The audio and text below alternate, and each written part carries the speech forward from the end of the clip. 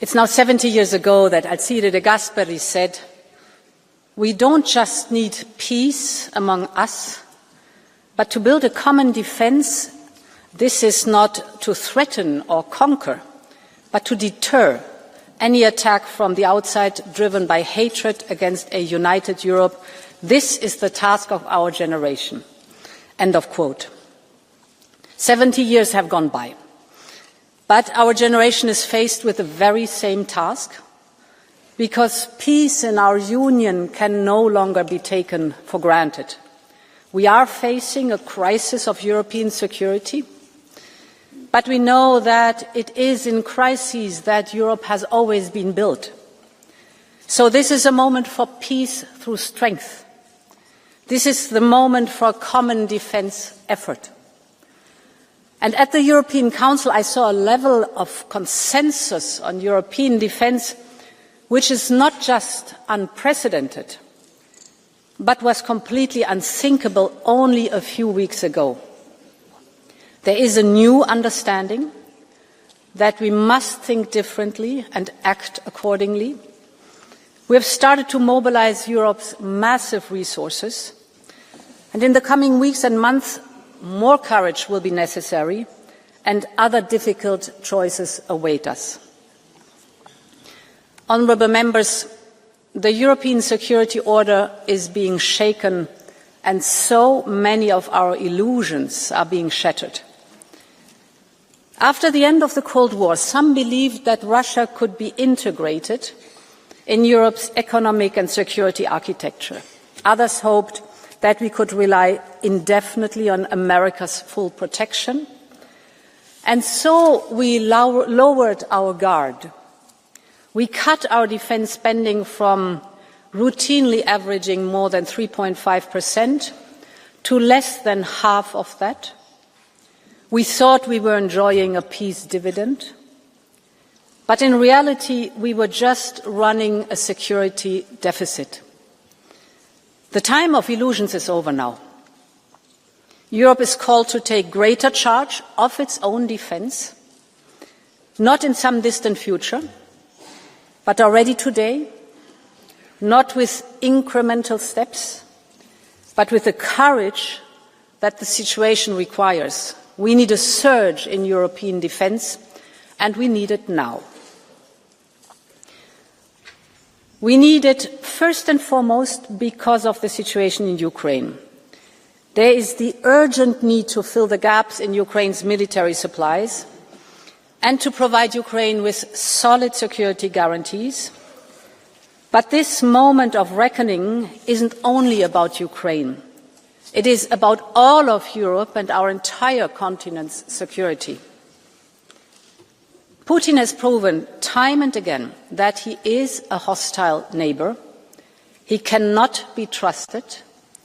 He can only be deterred. And we know that Russia's military complex is outproducing ours.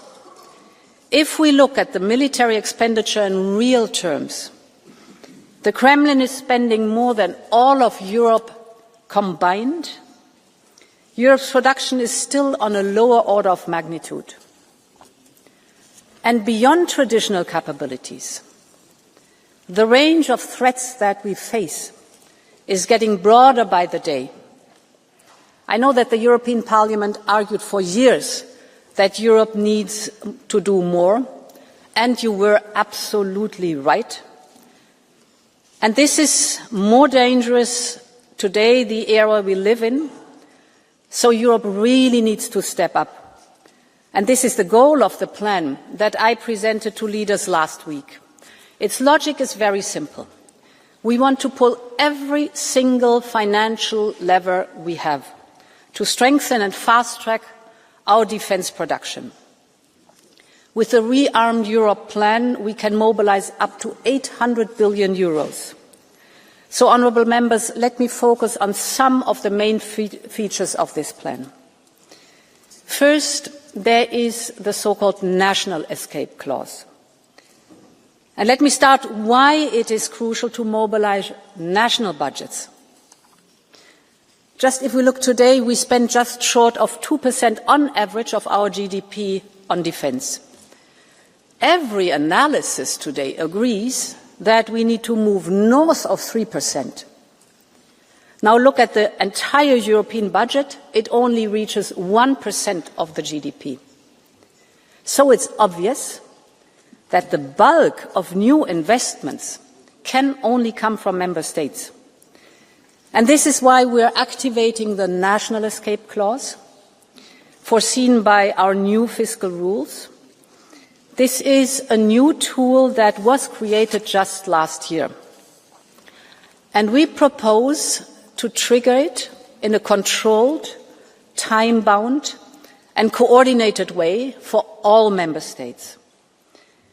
This can transform our defence budgets quickly and effectively. Member states could mobilise up to 650 billion euros over the next 4 years, adding round about 1.5% of GDP to their defence budgets over 4 years. This is massive. And yet, the European Council has tasked us to explore further measures to facilitate significant defence spending at national level while ensuring debt sustainability. The second point. The European Council has agreed on our proposal for a new financial instrument. We call it SAFE, Security Action for Europe. We offer member states up to 150 billion euros in loans to invest following a few basic principles. They could focus on a few selected strategic capability domains. You're familiar with them. It's advanced air defence, drones, missiles and ammunition, strategic enablers, military mobility, cyber, artificial intelligence, just to name a few, so that we maximise the impact of our investments.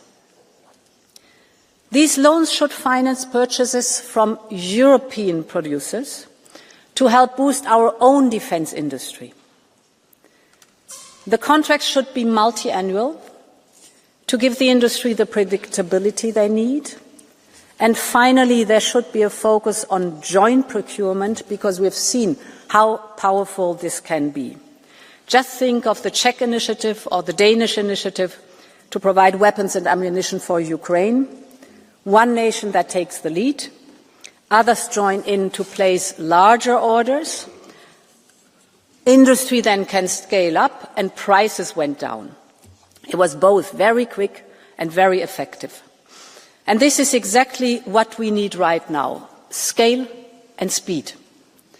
And this is why we have chosen the emergency procedure under Article 122, which is designed precisely for times when, and I quote, severe difficulties arise in the supply of certain products, end of quote. In other words, the 122 allows us to raise money, to lend it to member states, for them to invest in defence, and this is the only possibility for emergency financial assistance, and that is what we need now. We will keep the Parliament constantly updated on progress. And this leads me to my third point, the cohesion funds. This is a possibility that we are offering to member states. Member states will have the possibility to redirect some of their uncommitted funds to defence-related projects. This could be infrastructure, it could be research and development. This would be voluntary. Voluntary for those who want to go the extra mile. It will be up to Parliament and Council to decide on this additional option.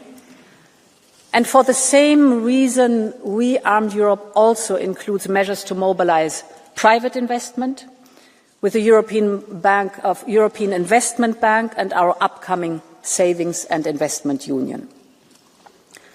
Honourable members, all of this will also have positive spillovers for our economy and our competitiveness. It will include new factories and production lines that will be necessary, creating good jobs right here in Europe.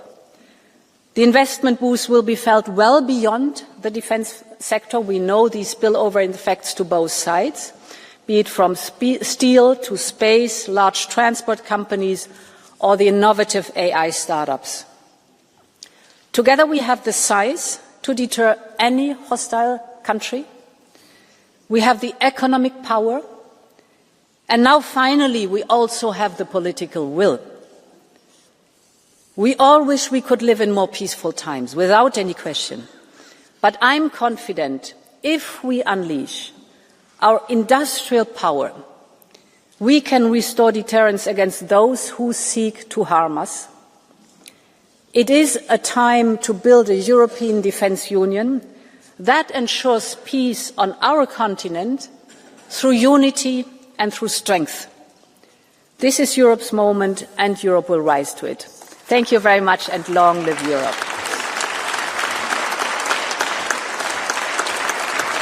Thank you very much.